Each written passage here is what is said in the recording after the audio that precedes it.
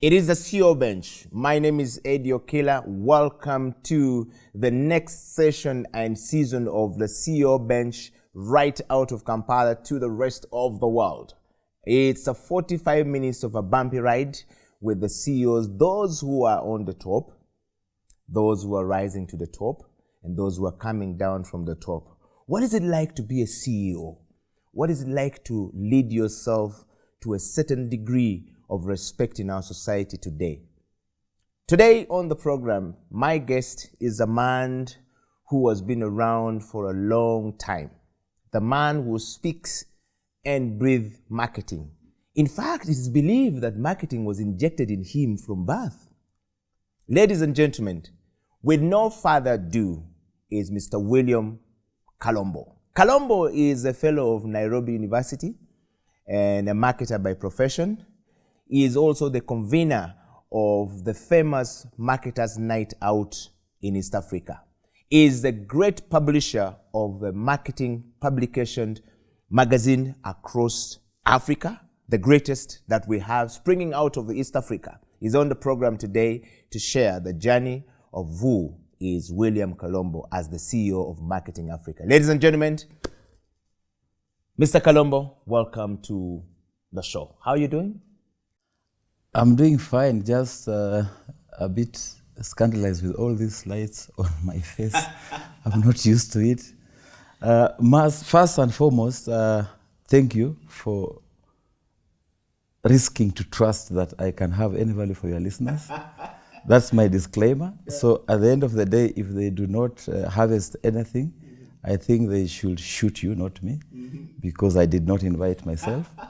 But thank you all the same. I'm Kalombo William, as you said correctly. I am a marketing by profession.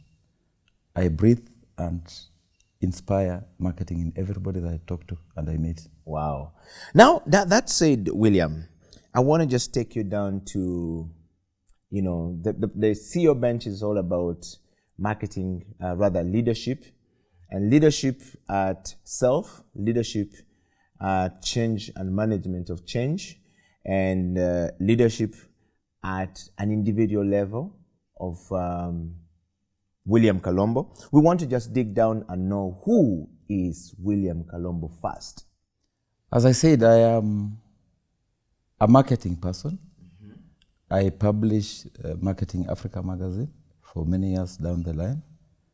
We do a lot of professional networking events across the region, as you mentioned. And yeah, that's all. We want to just go back to Kalombo as a child. Where do you come from? Are you African? Are you Kenyan? Are you Ugandan? You say you published across the region. We want to know from you.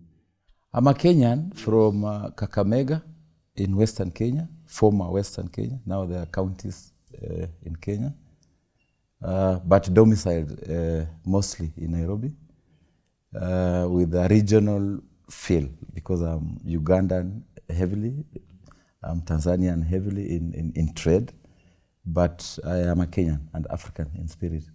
Let's talk about Kalombo as a child.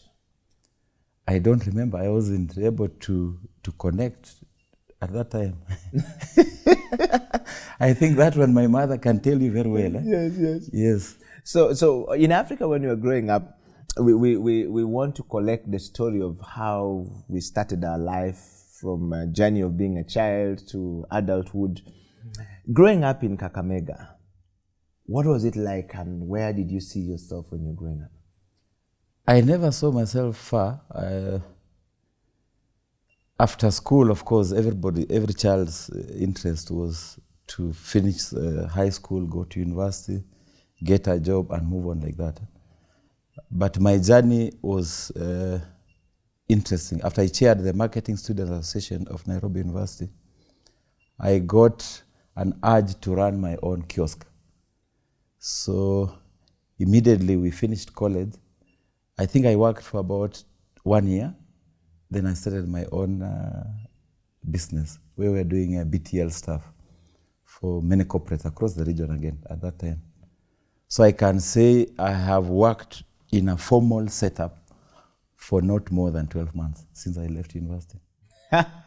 and you became independent. Where do you draw your inspiration from, Mr. Kalombo? For people who are watching you from all across the region, I'm very certain many of my friends in Kenya who are in the marketing space would want to know who is really deeply Kalombo. You've never shared this story before, but where do you draw your inspiration from? My inspiration is a function of the fear of failure. Just imagining that what you are structuring is going to collapse on you keeps me awake every other minute. When you say the inspiration of fear of failing keeps you awake all the time, I mean, what is the backbone of that fear? Did you fail before? What happened? How did you reach to that point of saying, I cannot fail? I have successfully failed on very many occasions. What pricks me is when I fail without planning. Not that I plan to fail. What I mean is if I have a project, for instance, I do every available thing to make sure the plans, upfront plans are working. In such scenarios, when I fail, as it has happened many times, I don't die. I just move on. I pick the pieces and move on. What makes me sad is occasionally you have done poor planning to a project. Then you have regrets. But when I fail and everything was nicely planned for, I have zero regret. I just pick up and move on. Because remember one thing, when you're doing a project, there's no way you can plan your own project failure. It cannot work. William, thank you very much for that. We want to dive deeply into the part of leadership. This show looks at leaders who are on a journey to the top, those who are already at the top, and those who are coming down from the top to retirement. We want to know, what was the journey like climbing to the top? When you reach to the top, you have to come down from the top to retirement. What lessons do we pick from people like you? You are a CEO of Marketing Africa Limited, a company you founded. We've just understood from you this program right now that you were only able to work in formal, being employed for not more than 12 months, and you started this company and it's been running. You lead a team of people, Marketing Africa. We want to know from you, in your own words, what is leadership to you? Perhaps we need to demystify the word leadership. I have some weird perspectives on the terminology itself. Oui. And I know that in my own private engagements, I talk about mostly the curse of leadership in Africa. But we need to understand, and this I'll take it back to when we were in college. Yeah. The drilling that was infused in us as students of commerce marketing was that we were prepared to become managers after college. So we learned all these big words about management, about leadership, about BCom. But when you came out of college, you were not a manager. All the training was structured to make us imagine that we'll become managers. So we came out of college, and you find that some people will never hold the title of manager across their life, which then creates opportunity for you to start feeling low, you lose your motivation. Yes, so you can be a sales rep all your life, yet the training was that you'll be a manager, you get it. So I think then that we need to rethink what leadership is. You must know that not everybody will become a CEO of anywhere. So remember that the most powerful thing is that you already are a CEO of yourself. That should drive you. Yes, at individual level, you are your own personal CEO. So then it should not kill you that you are not CEO of Marketing Africa, you are not CEO of Talent Uganda. On that note, William, you raise a very interesting perspective. Having understood leadership from your point of perspective and your point of view, what would you term as self-leadership? Because what you're talking about requires a person to get to a certain degree of understanding of self, to pick self, to give self meaning. You pick self, your own self, and gave it a meaning. And today we're here with Kalombo leading a team of people across the region. In your view, what is self-leadership? Self-leadership is a function of focus on your personal brand. I've seen many people are known because they work for certain companies.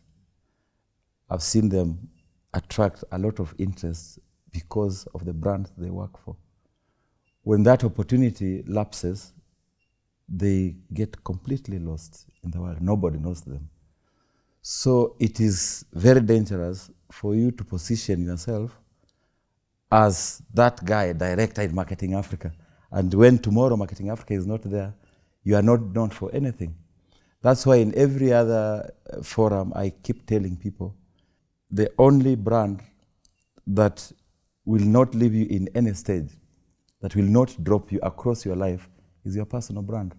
So in everything you do, you must always invest in your personal brand. And remember one thing, if your personal brand is powerful, wherever you are sitting, wherever you are working, you will deliver that value to that brand as well. But to get lost and high on the fact that, oh, I'm a boss in this particular company, it's for today. Tomorrow when you leave, what happens to you? I think the driver every other minute should be, what happens to me if I leave this seat today? Will people still recognize me? Will people still respect me? Wow. Well, thank you very much, William. We're going to take a break. And when we come back, we'll be talking to Mr. William Kalombo further about the journey of being a marketer and the journey of marketing. Who is a marketer? What profession does one need to become a marketer? How do we move in the world that is changing so rapidly fast? And if you are a marketer, what lesson do you pick from the CEO of Marketing Africa? Stay right there. The CEO Bench will be right back after this break.